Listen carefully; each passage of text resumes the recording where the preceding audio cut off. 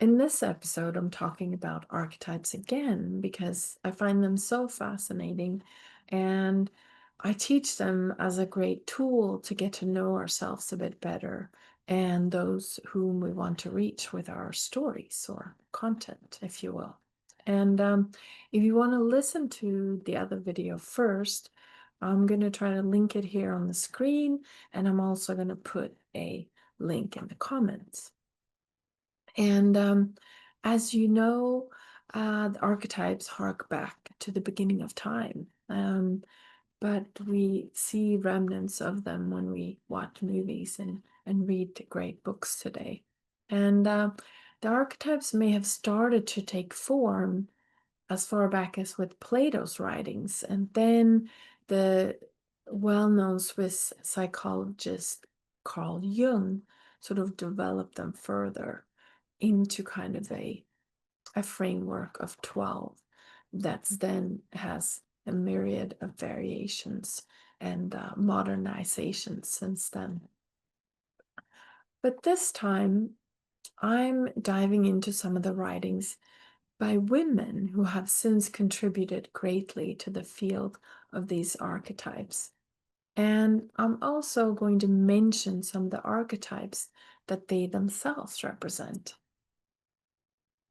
Someone fairly young in this context is a writer named Sahara Rose, who I wanted to start with because she made me realize something quite important as I read her book one morning this week. And her book is called Discover Your Dharma, a Vedic Guide to Living Your Best Life. And I don't actually have a hard copy of that, but I have it on my best friend, the Kindle. And speaking within the context of these Vedic traditions, Rose has done something very powerful. And she's connected the concepts of archetypes with Dharma. Dharma then meaning, discovering and living in alignment with our unique purpose and gifts. And in doing so, she also talks about which chakras are the primary power centers for each of these archetypes. And in going through a bit of an exercise with one of the archetypes that I myself identify with, I realized that sometimes it's exactly the chakra where we might have seen or experienced the most challenges. Um, that is that power center that kind of really powers up that archetype. And so, and this place is also where we might see the most progress in our lives or in our business if we manage to unblock it. So let's say, for example, that we or one of our clients identify with the visionary archetype. I know that Rose herself, for example, writes that she embodies the visionary archetype. Um, the visionary archetypes, the visionary archetype is someone who, in a way, downloads and then speak their vision into being to lead and inspire others. And so the throat chakra is a main powerhouse for that archetype. But now imagine the throat chakra being blocked and you having a terrible fear of public speaking like I did. Then we've got a little bit of a mismatch.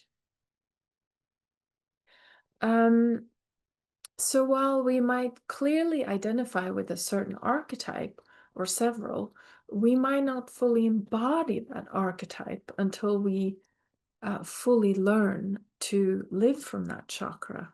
And in this case, get over our fear of public speaking. And sometimes that's easier said than done, but at least the path forward becomes quite clear when you have that knowledge. You may realize that somehow you're going to have to get over that public fear of speaking.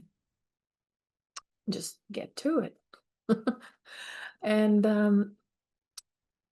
what Rose calls Dharma, I think Caroline Mice calls sacred contract. And that's exactly what Caroline Myss named her best-selling book when she published it about 25 years ago. I had a copy, but in one of my famous boxes that were in the basement or traveled with me to South Africa or England or somewhere like that. But I haven't found it, so I may have sold it to a used bookstore because I had to pare down what I could bring around with me. But if I can't find it, I might have to put it on the Kindle. But um, Sacred Contracts examines the lives of spiritual masters and prophets like Abraham, Jesus, Buddha, and Muhammad. And she's saying that those archetypal journeys illustrate the 4 stages of a sacred contract and provides clues for discovering our own. So also she is talking about how these archetypes and really living into them can help us find our purpose.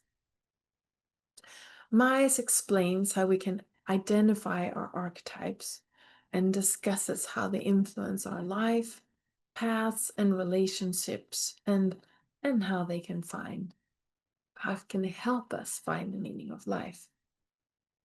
It's quite plain to see that Myers herself, who has educated the world about archetypes and other mysteries of our lives for probably almost half a decade now, embodies a strong element of the teacher archetype herself. The teacher archetype represents an innate desire to learn and impart wisdom. Related archetypes includes the sage, someone who has acquired the wisdom for a long time. So thinking about it, perhaps that's who she is today.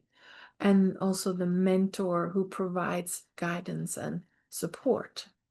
And in Mises' case, I'd probably venture to say that she also has some of the visionary in her.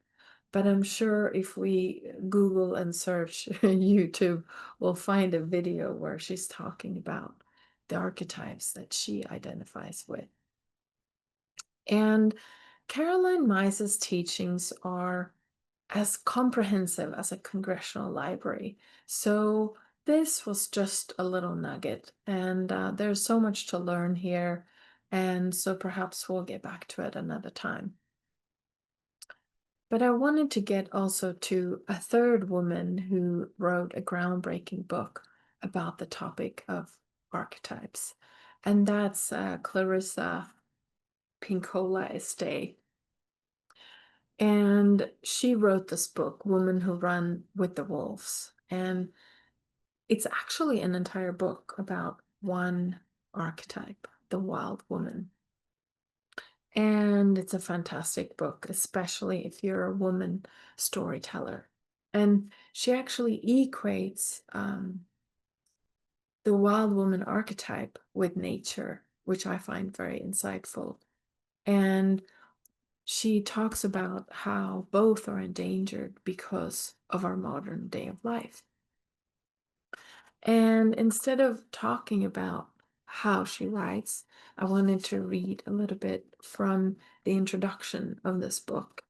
And it's under the heading Singing Over the Bones. Wildlife and the wild woman are both endangered species.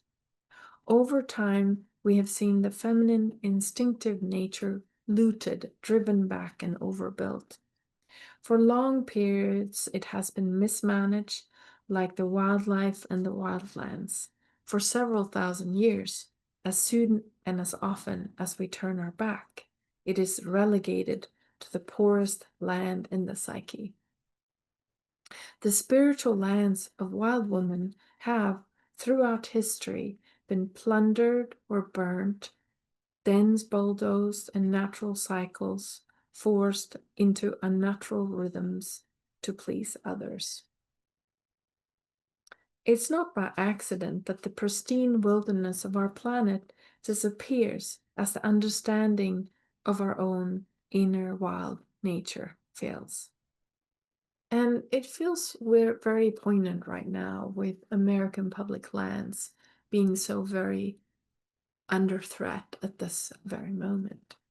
So I'll leave you with that for now. And although that may seem like a sad place, I will be the first to tell you we can turn this around. And that's especially if we really feel into this archetype and blow life into it again. And this book is a great start. Getting to know the archetypes can provide great assistance in helping us find our true voice.